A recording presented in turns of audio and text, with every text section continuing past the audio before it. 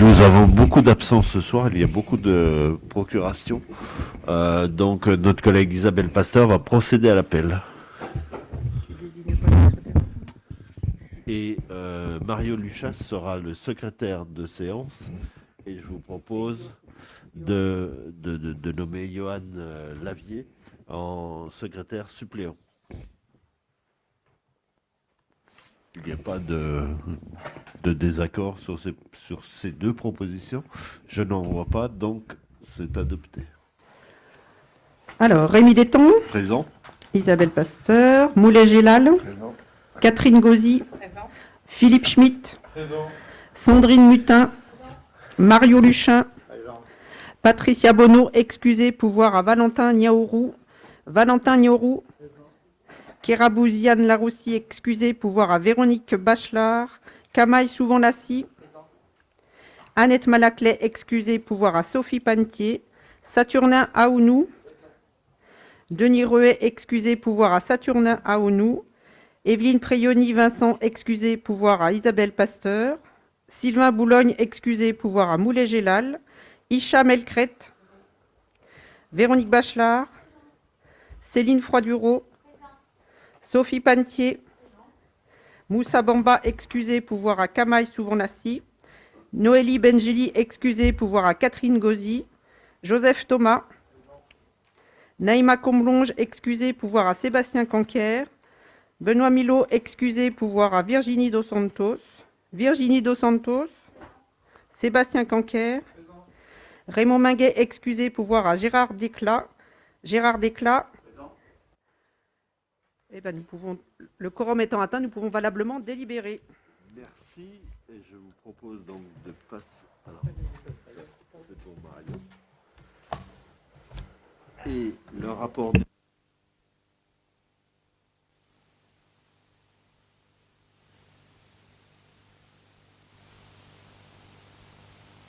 C'est mieux avec, effectivement. Merci. Avez-vous des remarques sur ce PV ?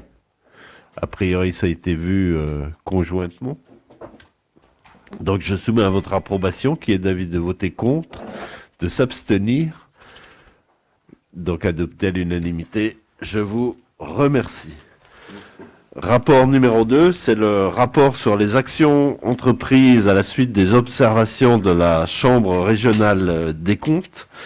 Et notre conseil municipal est invité à prendre acte de la réponse que nous avons adressée à la Chambre régionale des comptes, et rapport qui, lui, vous avait été présenté en décembre dernier, 14 décembre 2021. Je tiens à rappeler que le rapport de la CRC révèle une bonne gestion de la commune en ne faisant que 3 recommandations qui sont toutes prises en compte dans nos actions. En premier, le passage de la durée de travail annuelle des agents aux 1607 heures, donc ça a été effectué, ça a été discuté avec les représentants des agents.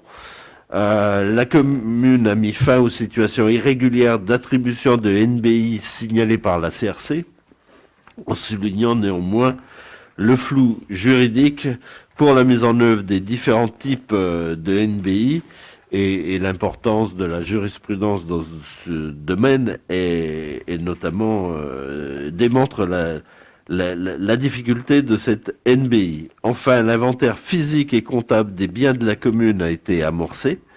Ce travail nécessaire sera pour autant long en raison d'un patrimoine ancien dont il sera fastidieux de retracer les valeurs des terrains, des voies et réseaux et des bâtiments. C'est un travail qui avait été amorcé au cours du mandat précédent, mais compte tenu de l'importance de ce travail, effectivement, ça va prendre encore quelques temps. Sur notre situation financière, je veux souligner l'appréciation de la CRC, qui considère que nous disposons d'une capacité d'autofinancement nette supérieure aux moyennes de la strate, résultant notamment d'un recours à l'endettement largement en dessous de la moyenne, ce qui nous permet de démarrer un nouveau cycle d'investissement, et nous l'avons fait à travers la centralité notamment. La Chambre relève également que la commune a su contenir sa masse salariale malgré son choix fort de gérer en régie plusieurs services et de ne pas recourir à l'externalisation. Effectivement, c'est un des moyens de diminuer la masse salariale. Ce n'est pas le choix que nous avons fait. Sur l'opération Cœur de Ville, la CRC valide ce projet ambitieux en rappelant la multiplicité des objectifs, la volonté de développer une identité urbaine, de garantir la mixité sociale, de créer des espaces de vie collectifs et de maintenir et valoriser les commerces de proximité. Je rappelle que nous avons sauvé les 17 emplois de Super U à l'époque. Sans ce travail qui a été entrepris, je pense qu'il n'y aurait plus, en tout cas sous la forme que nous le connaissons, de surface de proximité qui rend un service aux habitants de Quetigny, dont on sait que 20% des personnes qui vont faire leurs courses n'ont pas le permis de conduire, par exemple. La Chambre rappelle par ailleurs que la commune a anticipé l'impact financier de l'opération en s'assurant d'un niveau d'endettement très faible, c'est ce que j'ai dit précédemment. Enfin, sur les recommandations antérieures relatives à nos relations contractuelles avec l'exploitant du golfe de Quetigny, des discussions ont été menées avec Blue Green et il vous sera proposé, c'est notre collègue Isabelle Pasteur qui nous le présentera dans la délibération numéro 7, de voter la résiliation de la convention d'affermage et du bail à construction du golfe municipal de Quetigny. Voilà sur ce rapport, et comme je l'ai dit, il n'y a pas de vote, puisque le conseil municipal est invité à prendre acte de la présentation du rapport sur les actions entreprises suite aux remarques de la Chambre régionale des comptes. Y a-t-il des interventions? Il n'y en a pas. Je vous propose de passer au rapport numéro 3 qui concerne la labellisation France Service. La commune a souhaité assurer un nouveau service public de proximité pour accompagner les citoyens dans leurs démarches administratives. Par courrier en date du 25 novembre dernier, la direction des programmes France Service nous a fait savoir que nous avions obtenu la labellisation France Service. Et nous nous en réjouissons évidemment. Des panneaux seront apposés d'ailleurs pour indiquer effectivement que la commune est labellisée et que les services France Service seront effectifs en janvier prochain. 4 agents municipaux ont été spécialement formés pour ce type de mission. L'ouverture au public du dispositif France Service est de 25 heures par semaine, du lundi au vendredi, de 9h à 12h et de 15h30 à 17h30. Et au-delà de l'accompagnement aux formalités administratives, les usagers peuvent également accéder à un poste informatique libre-service pour réaliser eux-mêmes leurs démarches en ligne. La labellisation France Service de la ville de Quetigny, qui sera effective dès janvier, comme je l'ai dit, doit faire l'objet d'un avenant à la convention départementale qui nous lie avec France Service et la préfecture de Côte-d'Or. Donc l'objet de ce rapport, c'est de m'autoriser à signer l'avenant à la convention départementale France Service et de m'autoriser à accomplir toutes les démarches et formalités nécessaires à l'exécution de la présente délibération. Voilà, c'est des facilités en tout cas que l'on met à disposition des habitants de Quetigny, mais pas que, puisque France Service peut répondre à toutes les sollicitations, même pour les personnes qui n'habitent pas Quetigny. Avez-vous des interventions, des remarques, Monsieur Declat? Oui, simplement, je trouve que on n'apprend pas grand-chose dans ce document. Et par exemple, dans la partie prestations rendues au public, dans l'annexe 2, plutôt 2/3 de la page, qu'est-ce que ça veut dire, par exemple? Leur présence est assurée via l'organisation d'un back-office opérationnel, le front office étant assuré en permanence par les agents polyvalents des France Service. Bon, c'est le genre de jargon, je dirais. j'aimerais éventuellement des explications d'autre part. Et j'aurais préféré qu'on puisse savoir effectivement ce qui se passe à Quetigny, dans quelle mesure ça se passe correctement, ce genre de choses.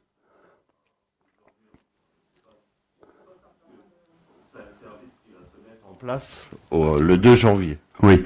Pour autant, les 4 personnes qui sont formées, et elles étaient encore en formation aujourd'hui, vont pouvoir répondre aux premières sollicitations. Et effectivement, si elles n'ont pas la réponse, elles pourront solliciter, elles ont des contacts qu'elles pourront solliciter pour apporter plus d'informations et de réponses à la personne qui les sollicitera.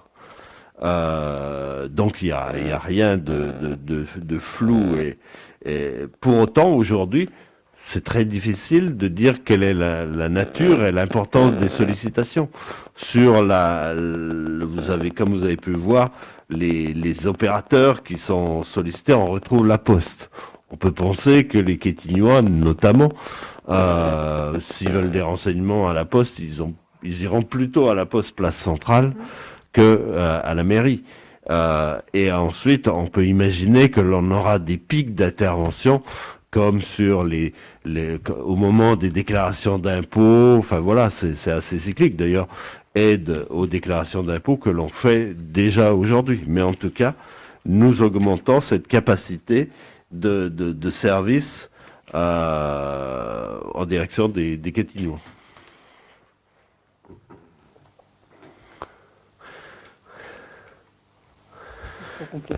Alors le back-office, comme je vous l'ai dit, c'est les référents. Donc c'est effectivement lorsque nos agents qui sont en front office n'auront pas la réponse, elles pourront solliciter effectivement des agents qui sont plus spécialisés et qui auront évidemment une compétence plus grande.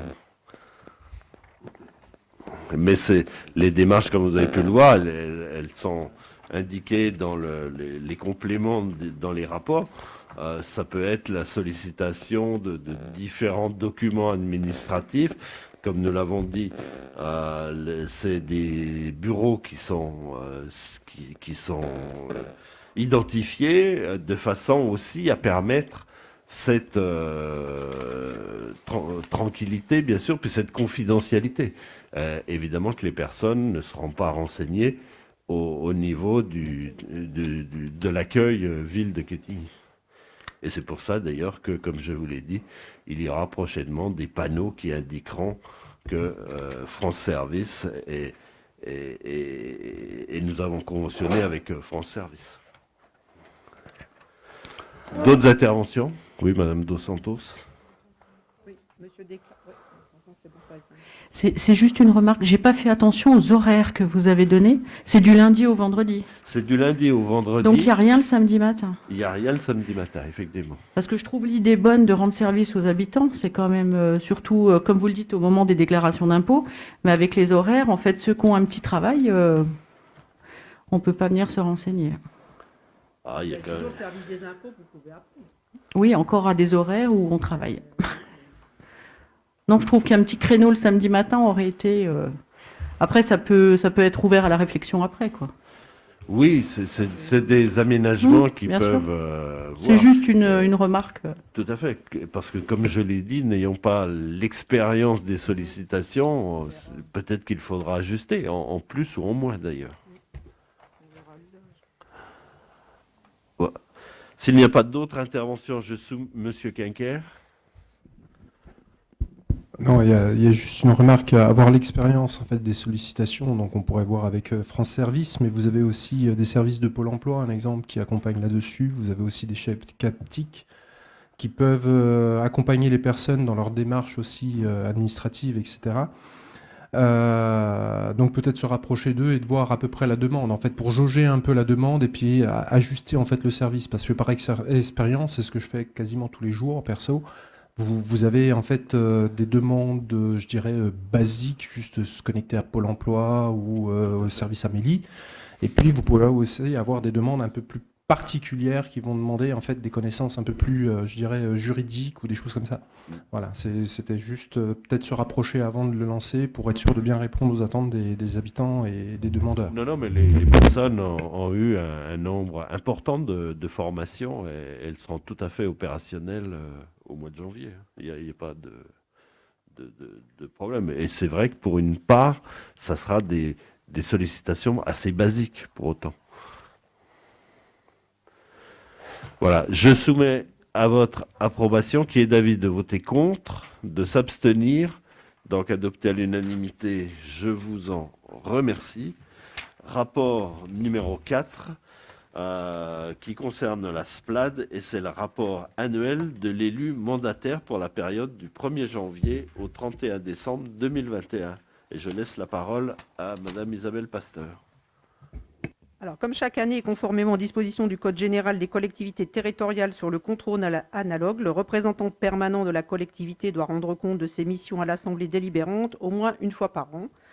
C'est dans ce cadre que le rapport synthétique de la SPLAD sur l'exercice 2021, donc que vous avez en annexe 3, approuvé par son Assemblée générale ordinaire du 30 juin 2022, donc vous est présenté. Alors, on le fait chaque année, donc je ne vais peut-être pas rentrer dans le détail, peut-être juste vous préciser que le comparatif qui est fait donc, de l'année 2021 avec l'année 2020, il faut être vigilant puisque là, je vous rappelle que sur l'année 2020, les comptes de la SPLAD avaient été arrêtés au 30 juin et qu'on a tout recalé au 1er janvier 2021. Donc le comparatif se fait sur les 6 derniers mois de 2020. C'est pour ça que vous voyez pratiquement du simple au double sur certaines comparaisons. Voilà, c'était juste le point que je voulais vous donner en point de détail. Merci. Y a-t-il des interventions? Il n'y en a pas. Je soumets à votre approbation qui est d'avis de voter contre, de s'abstenir, donc une abstention, 2 abstentions. Le rapport est adopté.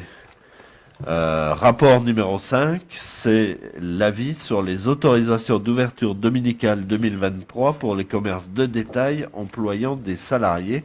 Et c'est toujours notre collègue Isabelle Pasteur.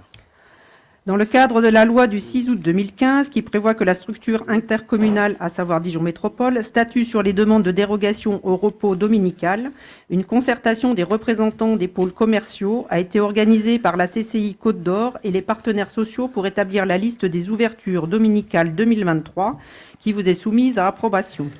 Donc, il vous est proposé d'émettre un avis favorable de dérogation au repos dominical, donc de 6 dimanches pour les commerces de détail, à savoir les dimanches 15 janvier, 26 novembre et les 3, 10, 17 et 24 décembre 2023, et de 5 dimanches pour la branche automobile, donc à savoir les dimanches 15 janvier, 12 mars, 11 juin, 15 septembre et 15 octobre 2023, et d'autoriser évidemment Monsieur le maire à accomplir toutes démarches et formalités nécessaires à l'exécution de la présente délibération. Voilà, un rapport assez classique. Y a-t-il des remarques, Monsieur Declin? Oui, nous aurions voulu savoir d'abord quelles sont les organisations syndicales qui ont donné un avis sur cette question. Est-ce que vous le savez? En détail, non, mais il y a effectivement les représentants, mais je pourrais pas, j'ai pas la liste en tout cas. Bien.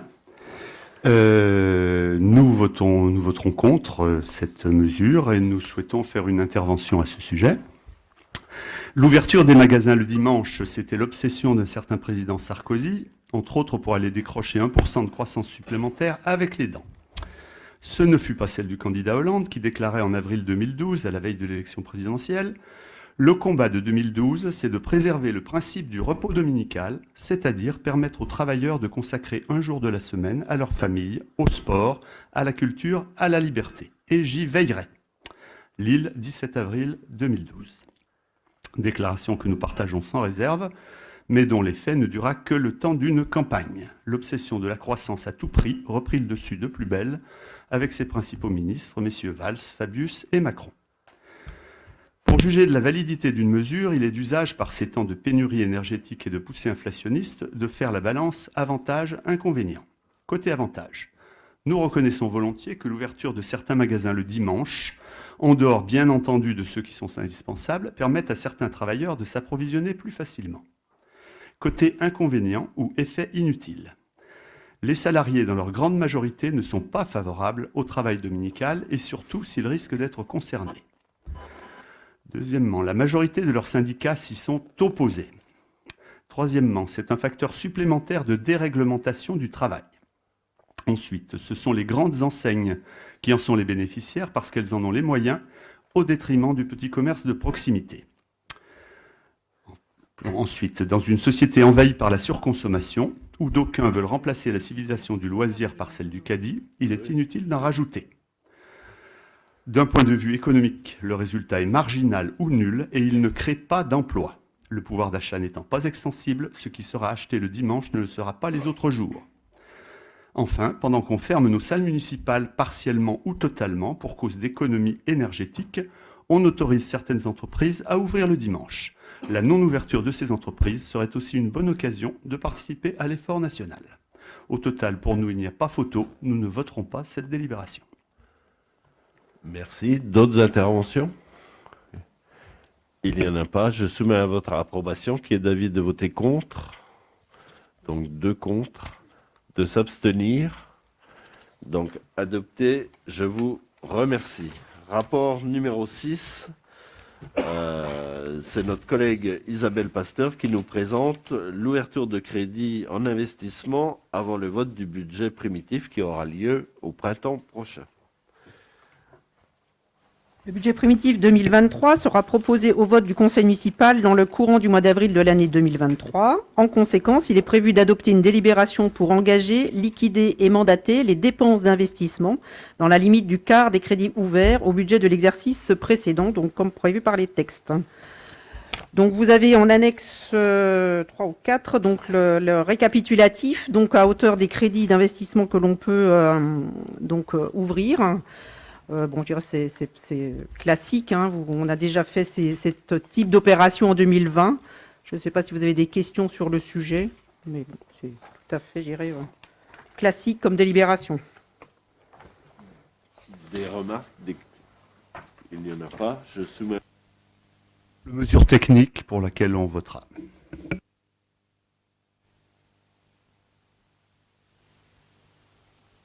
Approbation, qui est d'avis de voter contre, de s'abstenir, adopté à l'unanimité. Je vous remercie.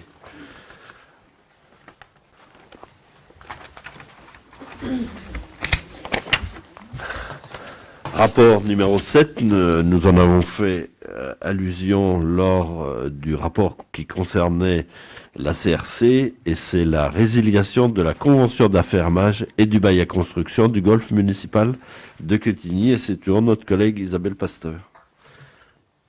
Alors, comme l'a expliqué Monsieur le maire, le rapport de la Chambre régionale des comptes a fait des recommandations, notamment juridiques, relatives aux conditions d'exploitation du golfe de Quetigny. Aussi, dès le printemps 2022, un audit a été engagé dont il est résulté d'importantes fragilités de cet ensemble contractuel datant des années 1988 et 1989.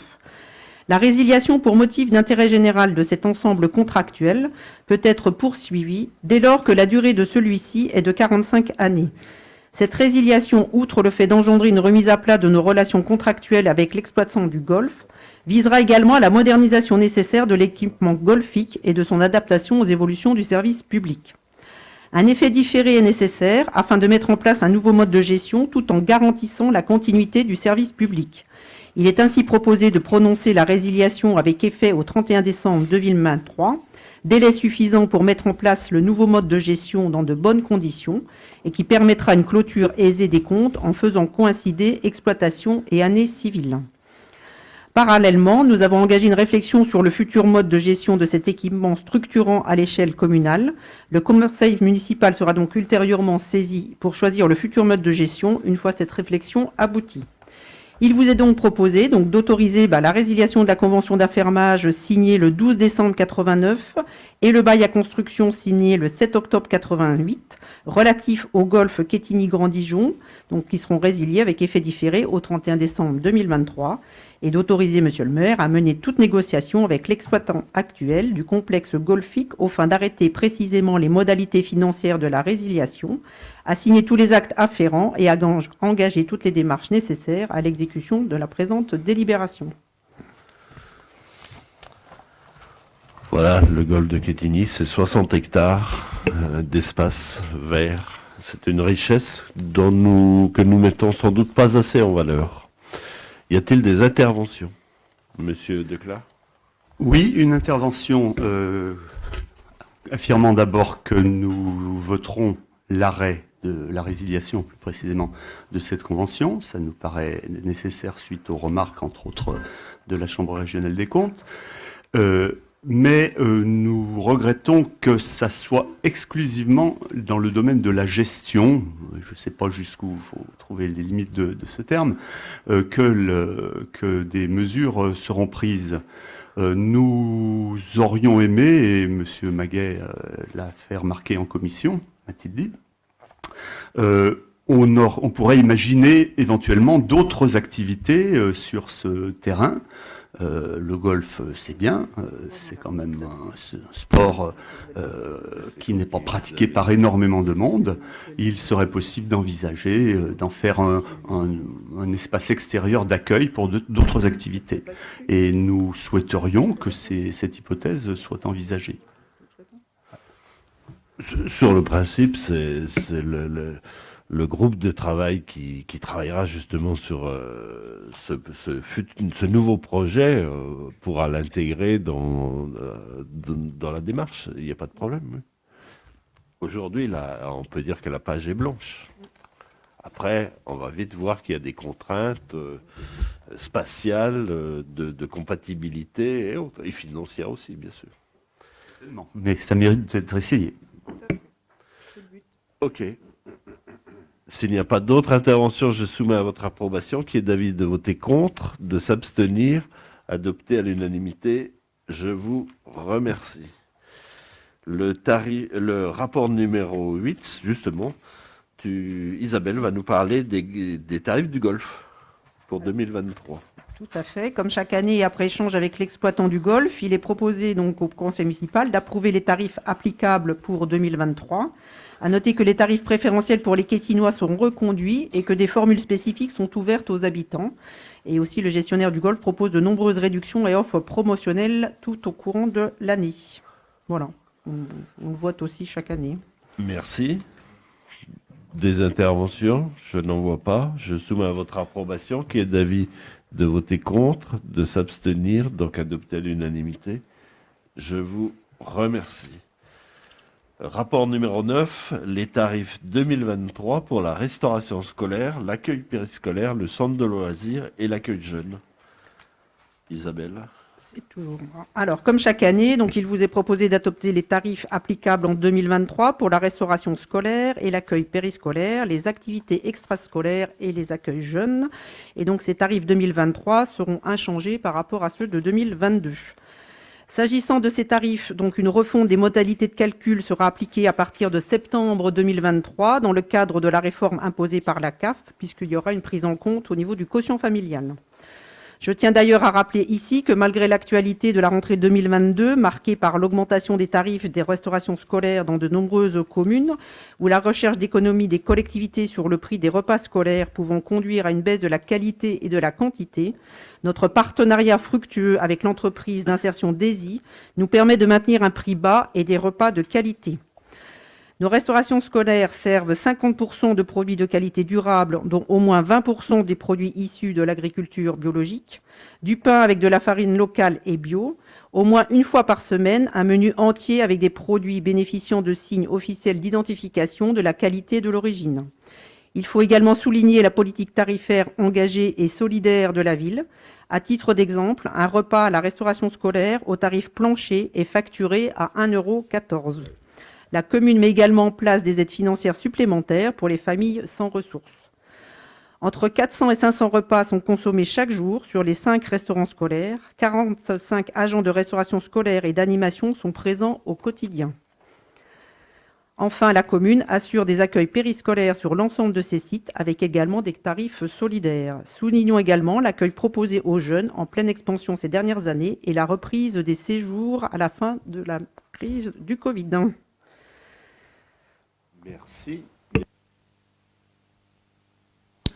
Juste un petit mot pour dire que nous apprécions le fait qu'il n'y ait pas eu d'augmentation et que puisqu'il va y avoir nouvelle discussion, nous souhaiterions qu'il y ait désormais plus de progressivité dans ces tarifs. Voilà.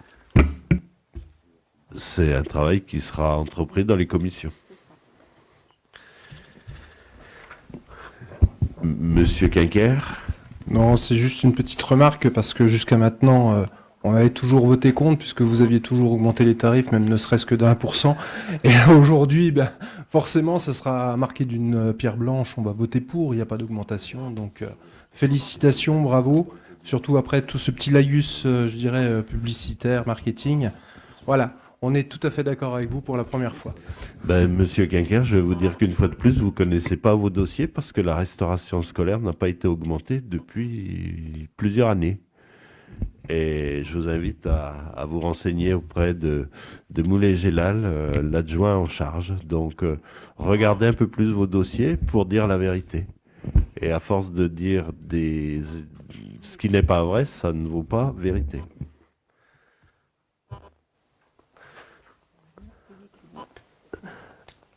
Alors, je soumets à votre approbation qui est d'avis de voter contre, de s'abstenir, donc adopté à l'unanimité. Je vous remercie. Maintenant, c'est notre collègue Philippe Schmitt. Il a une série de dossiers. Et le premier concerne l'agenda 2030 avec un avenant numéro 2 à la convention de coopération publique avec le Centre d'études et d'expertise sur les risques, l'environnement, la mobilité et l'aménagement, autrement dit le CEREMA. Merci Rémi. Dans la continuité de son engagement en faveur de la lutte contre le changement climatique et de son ambitieux programme Agenda 21, la commune souhaite élaborer un programme de développement durable à l'horizon 2030. Pour ce faire, nous souhaitons poursuivre notre coopération publique-public avec le Centre d'études et d'expertise sur les risques, l'environnement et la mobilité et l'aménagement, le CEREMA, afin d'être accompagnés dans l'élaboration de notre feuille de route et de fixer les enjeux prioritaires en termes de développement durable pour notre commune. Il est ainsi proposé au conseil municipal d'autoriser monsieur le maire à signer l'avenant numéro 2 à la convention de coopération publique-public avec le CEREMA, joint en annexe 8.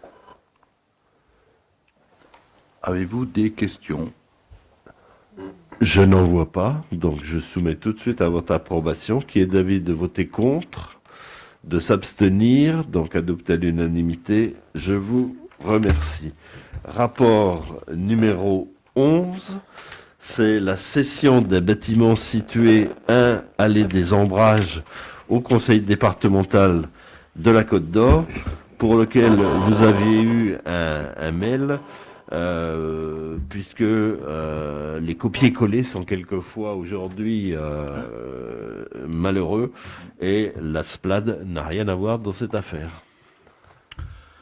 Donc, le déménagement prochain du pôle habitat, logement et familles vulnérables de la CAF, actuellement à Quetigny, libère ses locaux appartenant à la commune, situés 1 boulevard de la Motte.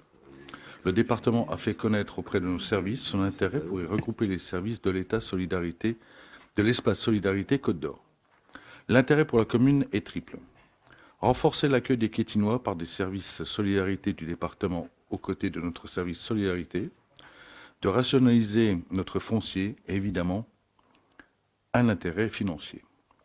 L'avis du domaine, en date du 15 septembre 2022, estime la valeur vénale de ce bien à hauteur de 525 000 € pour une surface utile de 320 mètres carrés. Après plusieurs échanges avec le conseil départemental de la Côte d'Or, un accord de principe a été trouvé pour une cession de ce bâtiment à hauteur de 640 000 € net vendeur. Il est proposé au conseil municipal d'approuver la cession des locaux devant intervenir entre la commune et le conseil départemental de la Côte d'Or pour un montant de 640 000 € net et d'autoriser monsieur le maire à signer l'acte authentique d'intervenir entre la commune et le conseil départemental de la Côte d'Or qui sera opéré par voie d'acte notarié devant les notaires précités ainsi que tout document nécessaire à son exécution.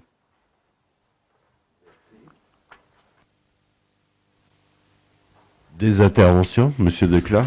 Oui, nous trouvons dommage de se séparer de cet élément du patrimoine. Alors, certes, les services qui seront rendus par le conseil départemental sont tout à fait appréciables, nous n'avons aucun doute là-dessus, mais n'aurait-il pas été possible, par exemple, de louer ces locaux au conseil départemental au lieu de faire une cession? Et nous nous demandons si c'est pas pour des raisons financières, en particulier pour éponger les frais du cœur de ville, que ce genre de décision est prise. Alors, voilà. Là aussi, à force de répéter, ça ne vaut pas vérité. Si vous aviez lu le rapport de la CRC, vous auriez vu que la CRC reconnaît à la ville cette capacité effectivement d'investissement. Donc on ne vend pas le patrimoine de la ville pour récupérer de l'argent. C'est surtout qu'en plus, là aussi, le bâtiment, on le louait au département, à la CAF. Eh bien, c'était bien. Eh bien non, non, parce que je pense qu'il est beaucoup plus important de le vendre, parce que lorsque l'autorité utilisatrice est propriétaire, elle est là pour beaucoup plus longtemps. Oui, c'est pas oui, sûr, voilà. c'est pas sûr. Mais en tout cas, nous maintenons que les finances municipales ont été gravement obérées par l'opération Cœur de Ville. Le rapport de la CRC, ça remonte déjà à plus d'1 an. Et Oui. oui. Oui. Et il me Et le rapport de la CRC tient compte du rapport du financier que l'on a créé depuis l'origine. Mais nous sommes d'accord que depuis l'origine, vous avez hérité d'une situation financière très favorable. On n'a pas hérité, c'est celle que l'on a créée. On, c'est qui on C'est nous, les élus. C'est les élus, Les élus sur le en long charge. terme. Les élus en charge, oui. Oui, effectivement. On va dire que Monsieur Vouillot a quitté la mairie avec des finances absolument impeccables. C'est exact. Pas que. Monsieur Bachelard aussi. Monsieur... Et avec Monsieur Bachelard, il y a des personnes qui, autour de la table, étaient déjà avec Monsieur Bachelard. Donc il y a une Oui. certaine continuité. Et c'est peut-être pour cela aussi, que je vais le répéter, Oui. que les habitants de Quetigny nous font confiance. Mais Depuis tant d'années. Oui, nous ne contestons pas le résultat des élections, mais nous affirmons que assez rapidement, les dépenses somptuaires qui ont été faites dans le cœur de ville pour un résultat que nous critiquons fondamentalement seront un boulet pour les finances de la ville. Absolument. Et c'est peut-être de la bonne gestion de vendre des bâtiments pour éviter que justement la situation se dégrade encore plus. Absolument pas. Bon, ça n'a rien à voir. Là-dessus, nous avons un point de désaccord fondamental. Tout à fait. Bon, voilà, nous le constatons. On va Vous pas avez épiloguer là-dessus. Vous avez une idée passéiste de l'urbanisme. Voilà.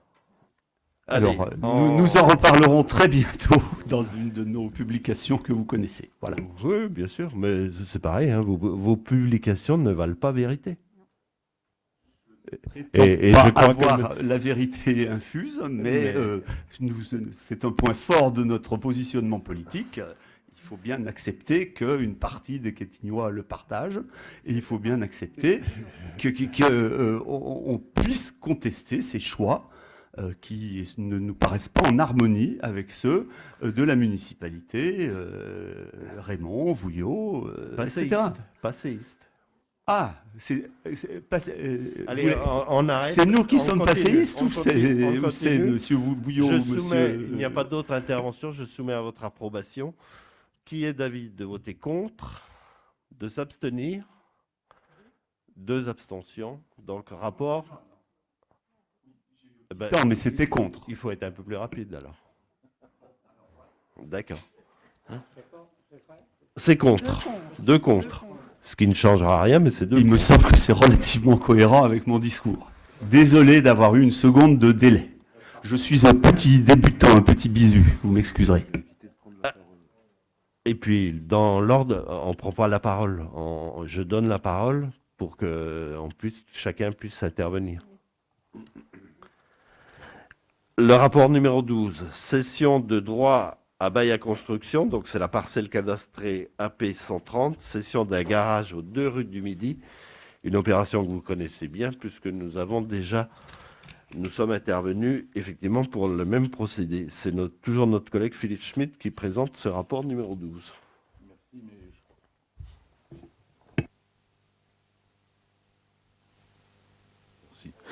Tu as déjà tout dit, parce qu'effectivement, cette délibération, c'est presque un copier-coller. On est à la 4e session de garage.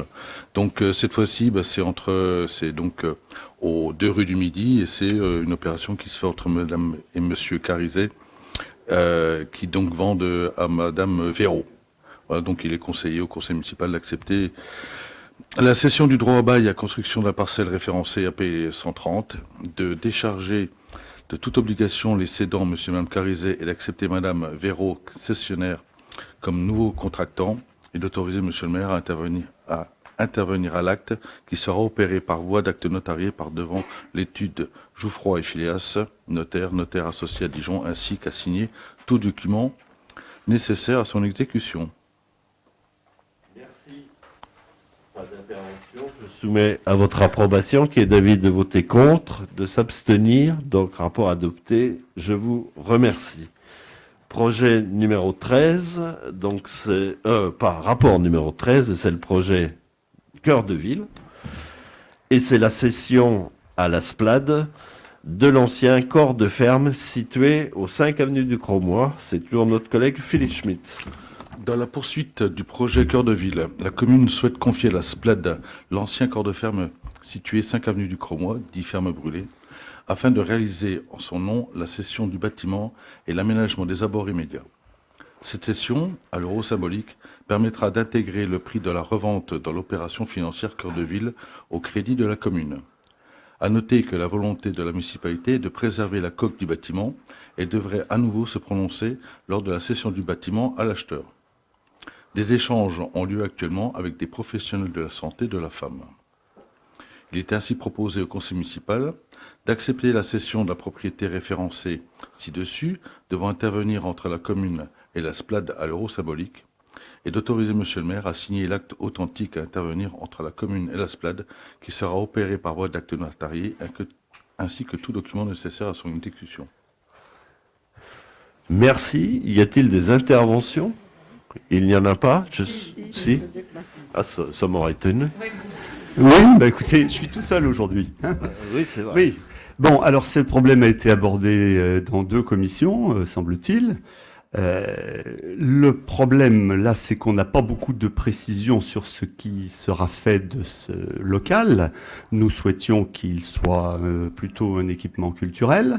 Nous souhaitions qu'il soit public. Ici, on a apparemment, si j'ai bien compris ce qui a été dit en commission, quelque chose en rapport avec la santé. Ça, on n'a rien évidemment contre, c'est très bien, mais c'est dommage que ce soit un projet privé. Voilà. L'intérêt général dans ce grand, je veux dire, bradage des terrains autour du cœur de ville aurait imposé, selon nous, que ce bâtiment qui fait partie véritablement du patrimoine architectural de Quetigny soit maintenu dans les meilleures conditions possibles. On nous a dit qu'il y avait un architecte spécialisé dans le médical, sur des vieilles pierres, si on peut dire. Bon, il faut qu'on puisse avoir d'autres informations là-dessus et qu'on voit comment ça va se réaliser. Mais nous sommes un petit peu inquiets quand même. C'est un projet privé avec un architecte effectivement spécialisé. Ça sera une belle réhabilitation. C'est un centre de santé en lien avec toutes les problématiques de santé de la femme, dans l'endométriose par exemple. Voilà, et pour nous, c'est quelque chose d'important. Une salle d'exposition, vous avez la mémoire courte, vous avez l'air d'oublier qu'il y a un 3e lieu qui se trouve à 200 mètres de ce lieu. Et c'est dans ce lieu-là, au contraire, que nous, on veut qu'il y ait une salle d'exposition, qu'il y ait des échanges, de l'animation, de la culture. Voilà. Il n'y a pas besoin de démultiplier les locaux. Et de fait, vous avez complètement faux sur cette volonté d'en faire une salle d'exposition. D'autres interventions? Je redemande la parole. Vous me l'accordez? Oui. Je vous remercie. La salle d'exposition, ça arrivait dans un deuxième temps. Notre premier projet, c'était une salle de spectacle. Et nous maintenons que la salle de spectacle, qui par exemple a été créée au cinéma, la salle Méliès ne remplit pas les objectifs qui étaient indiqués au départ. Et si j'ai parlé d'exposition, c'est parce que je crois que c'était aussi votre projet, dans un deuxième temps. Non. J'ai Jamais. cru le comprendre en commission. Alors vous avez mal compris. Je crois bien l'avoir entendu en commission. Nous n'avons jamais envisagé. Jamais. Parce qu'il y a le troisième lieu. Et que le troisième lieu, justement, c'est un point central par rapport à cette animation culturelle que l'on va créer sur la place centrale. Voilà.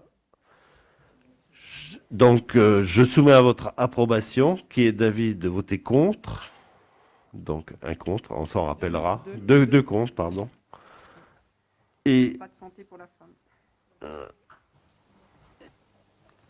pas d'abstention, il n'y en a pas, donc le projet est évidemment adopté. Rapport 14, il concerne la désaffectation et le déclassement d'un ensemble de parcelles, ainsi que les parcelles en cours de division parcellaire numérotées AP 242 et AP 289, place centrale, et comme vous avez pu le voir sur les plans qui vous ont été joints. Et c'est toujours notre collègue Philippe Schmitt.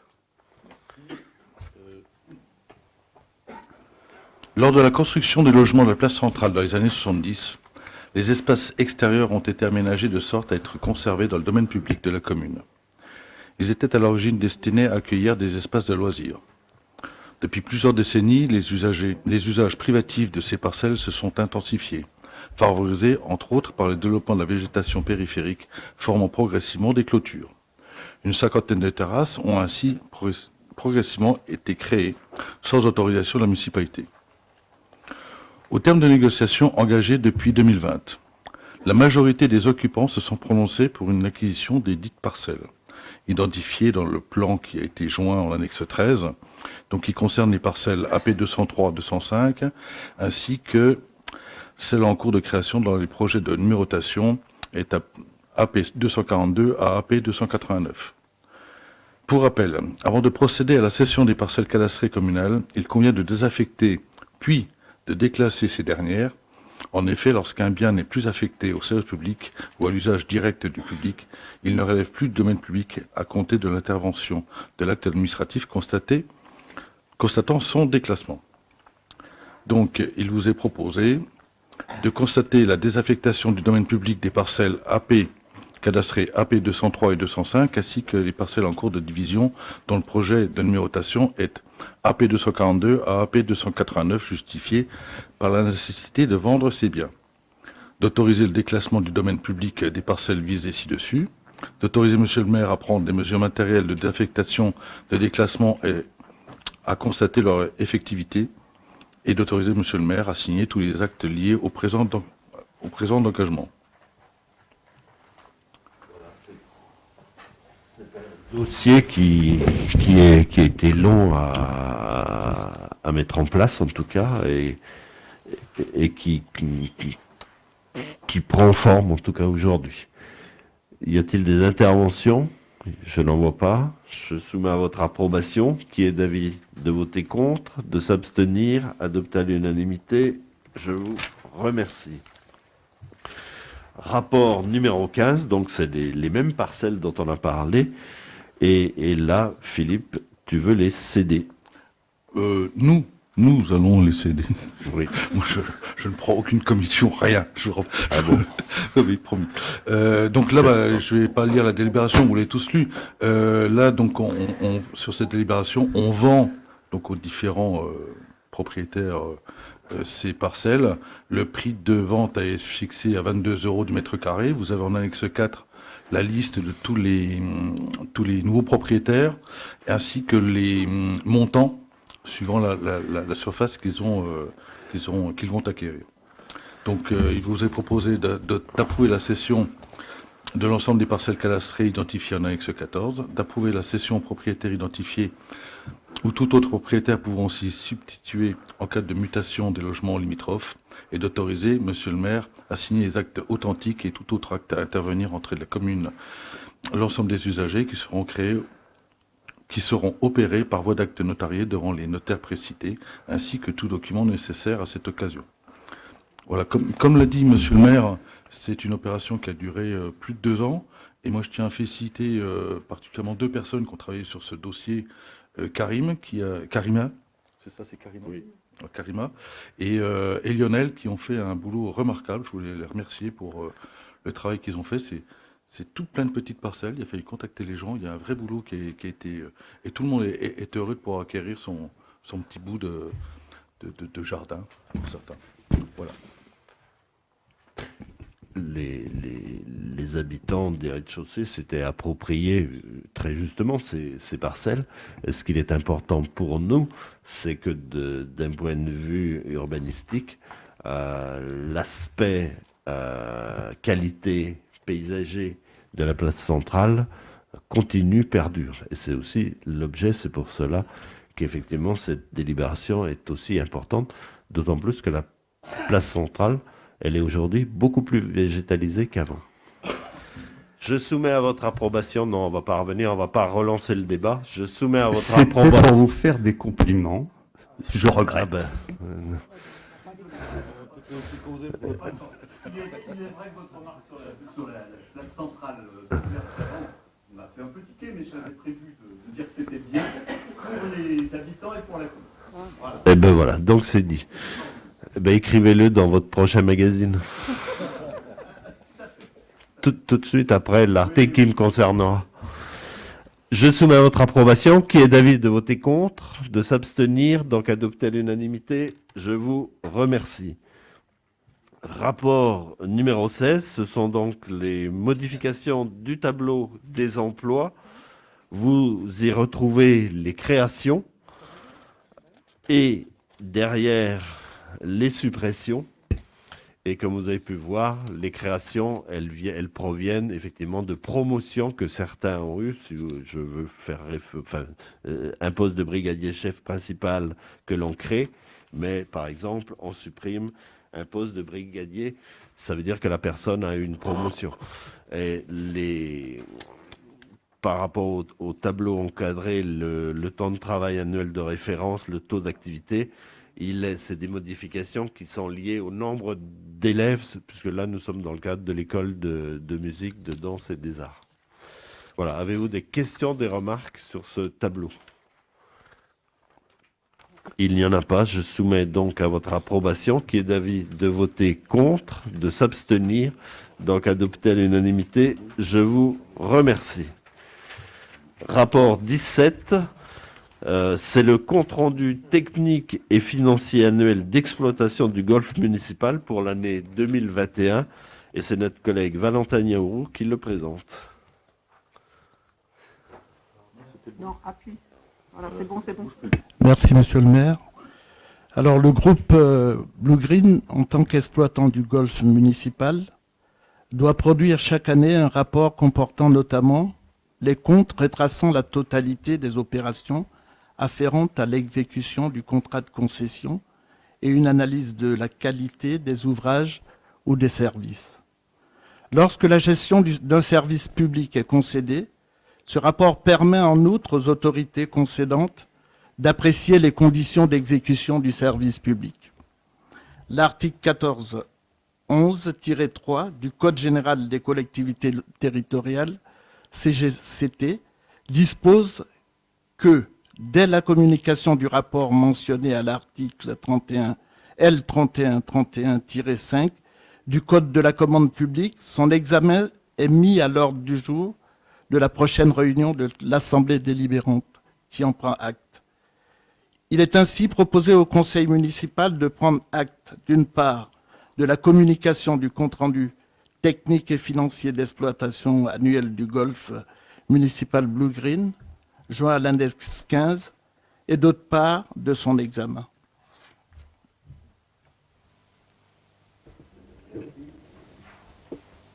Des interventions, en sachant qu'évidemment ce rapport est le dernier de la gestion actuelle.